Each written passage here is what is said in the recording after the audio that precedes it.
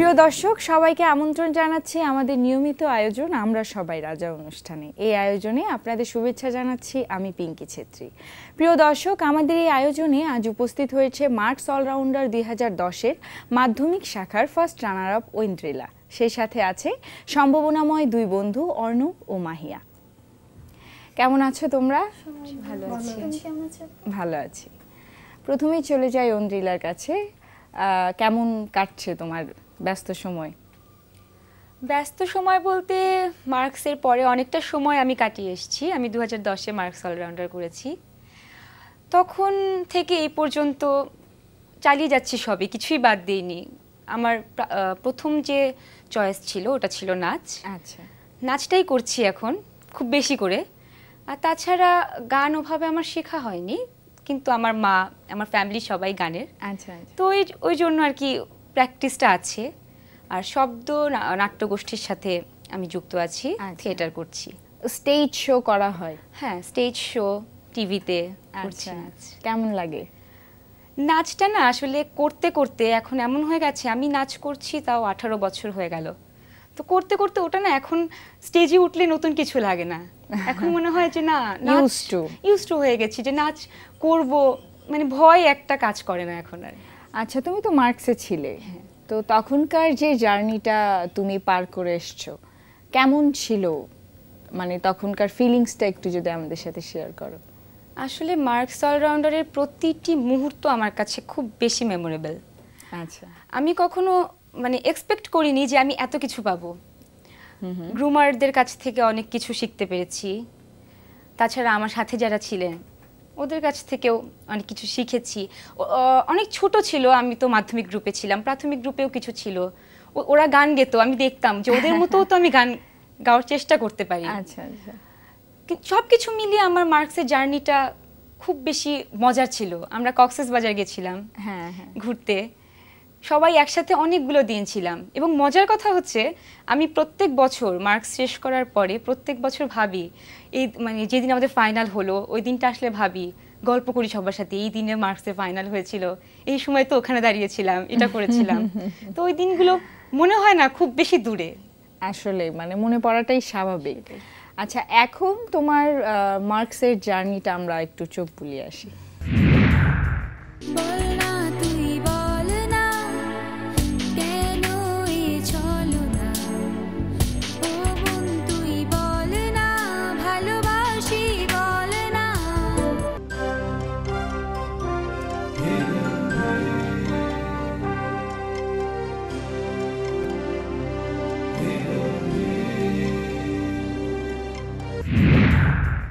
বাহ, এতদিন পরে সেই সব দিনগুলি আবার দেখলে কেমন লাগছে? মনে হচ্ছে ওখানে যদি আবার যেতে পারতাম। ওকে, তোমার সাথে আরো কথা হবে, আবার আসবো তোমার কাছে। মাহিয়া, কেমন আছো? ভালো আছি, তুমি কেমন আছো? ভালো আছি। তুমি তো এখানে অডিশন দিয়ে এসেছো। হ্যাঁ, আমি গানে অডিশন দিয়ে এখানে এসেছি। আচ্ছা, গানে অডিশন দিয়ে এসেছো, কেমন লাগছে সেখানে? আসলে অনেক ভালো লাগছে। মার্কস অলরাউন্ডারে বসা আছে, তুমি আছো, আসলে ভালো লাগছে। গান শিখছো কত বছর বয়স থেকে? অ্যাকচুয়ালি আমাদের ফ্যামিলিতে গান কেউ করে না, কিন্তু ছোটবেলা থেকে গানে আমার খুব ভালো লাগতো, খুব আগ্রহ ছিল। দেন আব্বু একাডেমিতে ভর্তি করা দিল, দেন 3 থেকে অ্যাকচুয়ালি গান শেখা।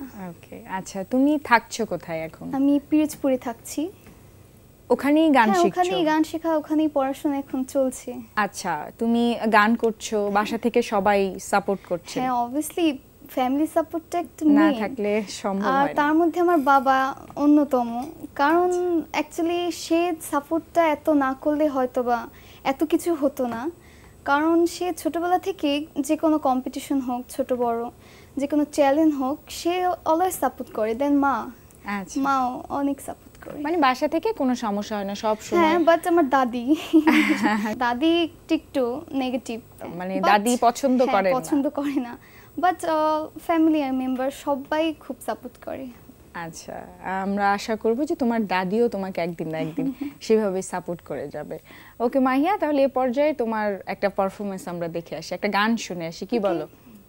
ওকে।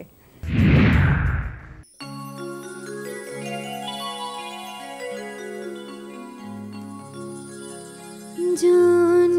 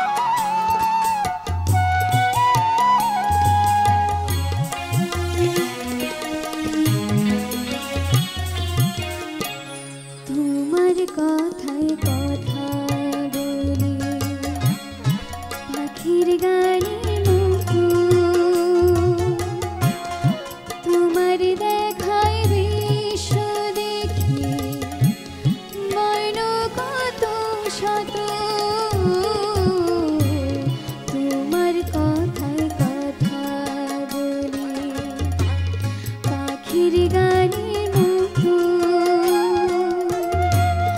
তোমার দেখায় বিশ্ব দেখি বর্ণ কত শত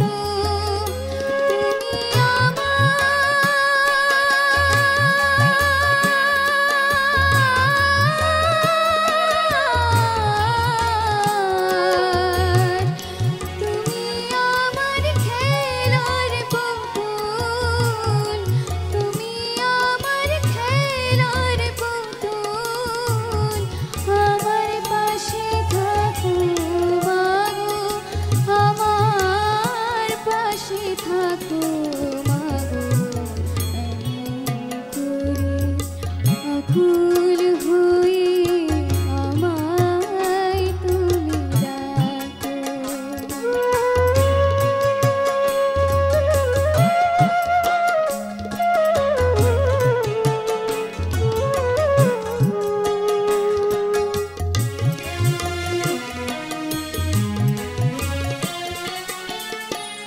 তোমার প্রেমে তোমার গন্ধে পরাণ ভরে রাখি এই তো আমার জীবন মরণ এমনি যেন থাকি তোমার প্রেমে তোমার গন্ধে পরাণ ভরে রাখি এই তো আমার জীবন মরণ এমনি যেন থাকি বুকে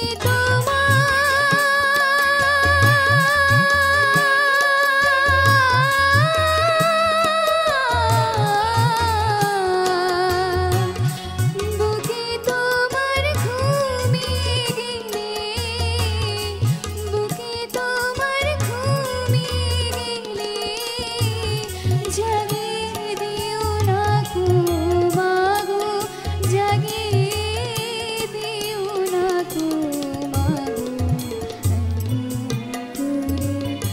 আকুল হয়ে আমায় তুমি ডাকো জন্ম আমার ধন্য হলো জন্ম আমার ধন্য হলো জন্ম আমার ধন্য হলো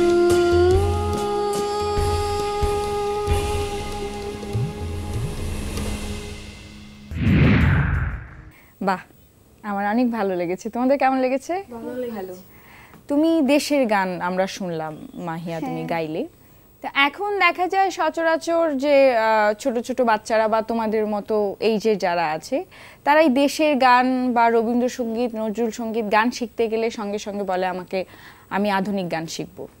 তো এই জায়গা থেকে তুমি দেখলাম আজকে তুমি দেশের গান আমাদেরকে শোনালে, তোমার কি ভালো লাগে দেশের গান হ্যাঁ শিখতে? অবশ্যই, দেশ আগে। আর definitely। দেশাত্মবোধক গানটা হ্যাঁ অবশ্যই ভালো লাগবে, কারণ সব ধরনের গান এখন আমার মতে করা উচিত। অর্ণব কেমন আছো? ভালো আছি, আপনি ভালো আছেন? হ্যাঁ ভালো আছি। আজকে তোমার এখানে এসে আমাদের সেটে এসে আমাদের সবার সাথে দেখা হচ্ছে, কথা বলছো, কথা শুনছো, কেমন লাগছে? খুবই ভালো লাগছে। আর আমাদের এখানে একজন মার্কস অলরাউন্ডার আছে, তার সাথে বসে আরো ভালো লাগছে।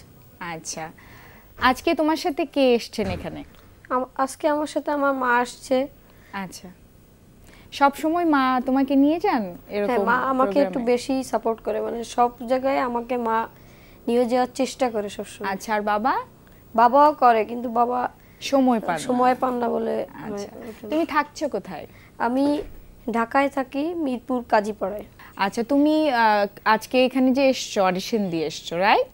হ্যাঁ। কোন সাবজেক্টের উপর অডিশন আমি দিয়েছিলে? আবৃত্তির উপর অডিশন দিছি, কিন্তু এছাড়া আমি গান আর আর্ট করতে খুব ভালোবাসি। আচ্ছা, স্কুলে পড়ো? হ্যাঁ। কোন ক্লাসে পড়ো? আমি ক্লাস 7-এ পড়ি। আচ্ছা, তুমি আবৃত্তি করো? হ্যাঁ। এ পর্যায়ে তাহলে আমরা অর্ণবের একটা আবৃত্তি শুনে আসি, কি বলো? চলো অর্ণব। আবৃত্তি করছি কবি সুকুমার রায়ের কবিতা সৎপাত্র। শুনতে পেলুম পোস্তা গিয়ে তোমার নাকি মেয়ের বিয়ে। গঙ্গারামকে পাত্র পেলে জানতে চাও সে কেমন ছেলে। মন্দ নয় সে পাত্র ভালো, রং যদিও বেজায় কালো।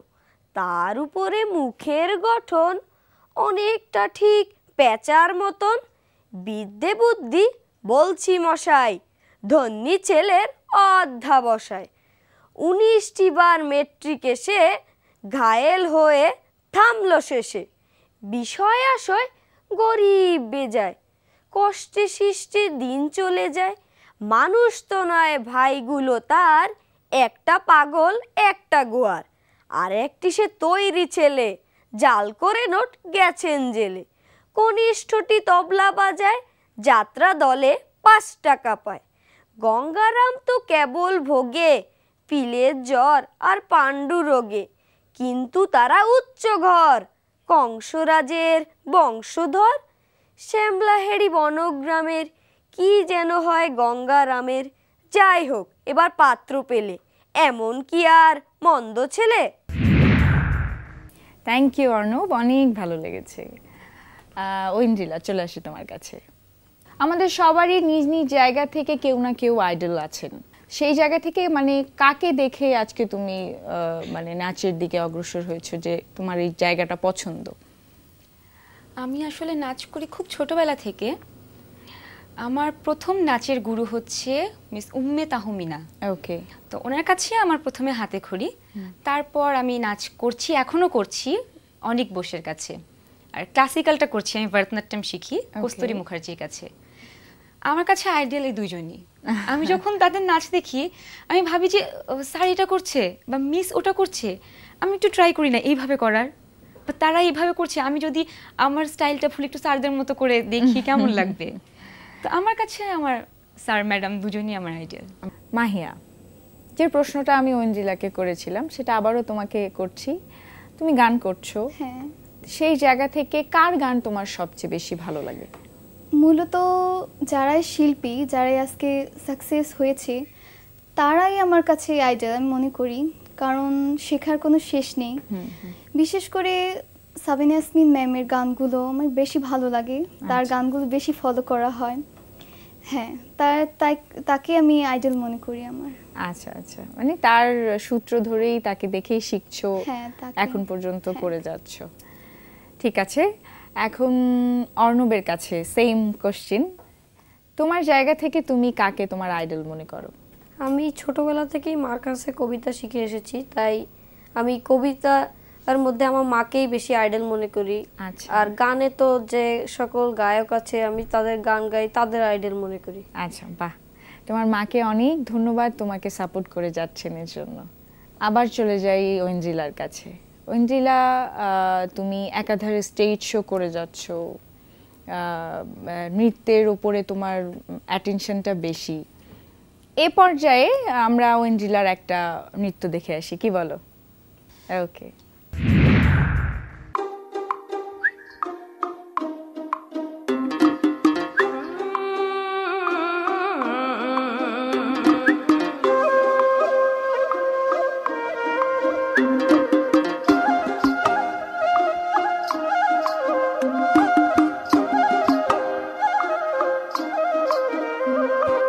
কৃষ্ণ কালার কি রূপ দেখে রাধা পাগল হলো, কালো রূপে কি দেখে সে প্রেমেতে মজিল।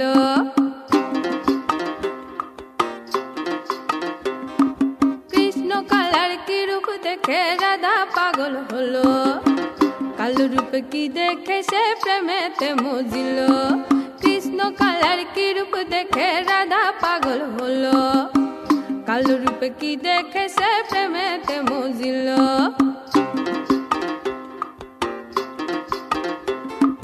কুলবধূ হয়ে কানে কুলো যে ভাঙিল, মাটির সুরে এমনি করে কানে পাগল হলো। কুলবধূ হয়ে কানে কুলো যে ভাঙিল, মাটির সুরে এমনি করে কানে পাগল হলো। কালো রূপে কি দেখে সে প্রেমেতে মজিল, কালো রূপে কি দেখে সে প্রেমেতে মজিল।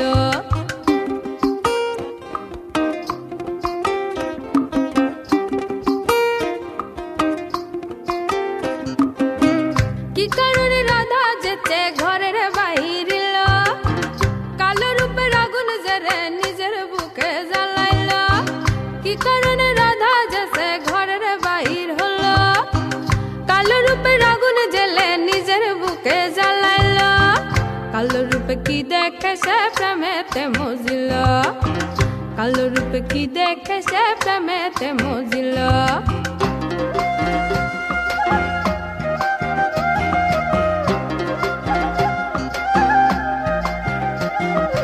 ঘর ছাড়া হইয়ে রাধা পথে বাহিরিল, মুনু দাসী হয়েছে যে নয়ন জলে বাসিল, ঘর ছাড়া হইয়ে রাধা পথে বাহিরিল, মুনু দাসী হয়েছে যে নয়ন জলে বাসিল, কালো রূপে কি দেখে সে প্রেমেতে মজিল, কালো রূপে কি দেখে সে প্রেমেতে মজিল।